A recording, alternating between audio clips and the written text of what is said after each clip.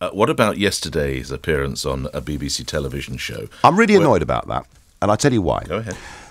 We had a manifesto, and I'm going to put some inverted commas around it, that was produced in 2010. It was basically a series of policy discussion papers that was put up on the website as a manifesto. It was 486 pages long. I'm pleased to say that the idiot that wrote it has now left us and joined the Conservatives, so there is some traffic going back the other way, and they're very welcome to him. Malcolm Pearson, who was leader of Ukip at the time, was picked up in interviews for not knowing the manifesto. Of course he didn't know the manifesto. It was 486 pages of excessive detail. And 18 months ago, I said, I want the whole lot taken down off the website. We reject the whole thing. We'll start again with a blank sheet of paper. So there's nothing new in that story. And as I said to them... You didn't seem to know whether it was I didn't read it. For the I didn't, Nick, I didn't... to wear a uniform. Nick, I didn't read it. It was drivel. 486 pages of drivel. I didn't read it, nor did the party leader. It was a nonsense, and we've put that behind us and moved on to a professional footing. But what upset me was the BBC said to me on that programme, well, what about the UKIP policy of scrapping Trident? I said, I'm sorry, what are you talking about?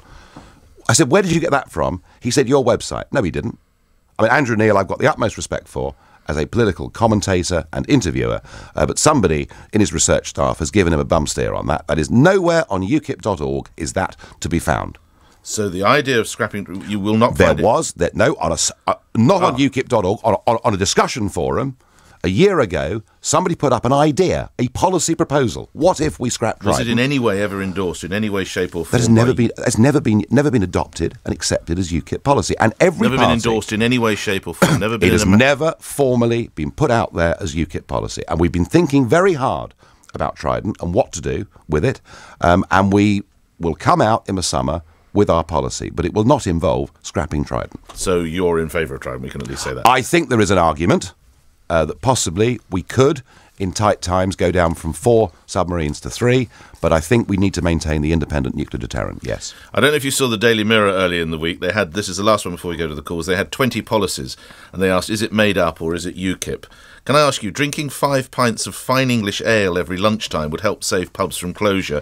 Is that a UKIP policy or is that made up? It jolly well ought to be, oughtn't it? I mean, come on, this all gets a bit silly, doesn't it, really? Is it UKIP policy? And why only 5? No, sorry. We're trying to take this serious. No, people can take the mickey as much as they like. Is that UKIP policy? Of course it's not UKIP policy. I mean, come on, Nick. The point is, we are hitting the buttons on Europe, on immigration, on social mobility, on a tax system that befuddles everybody. We're hitting those buttons. We're picking up support from Tories in the south, from Labour in the north. We're polling higher than we've ever polled. The establishment are wetting themselves over the fact we've got the European elections on May the 22nd, and according to Paddy Power, the bookies last night were odds-on favourites to win. And you don't think they're wetting themselves about the fact you've got a councillor who thinks that it's gay people that cause flooding, not wetting themselves. Do you know what? I'd rather have a councillor that said that than one that waved firearms at people, and yet you don't hear that on the UK media, so we're getting a very false impression of what's going on.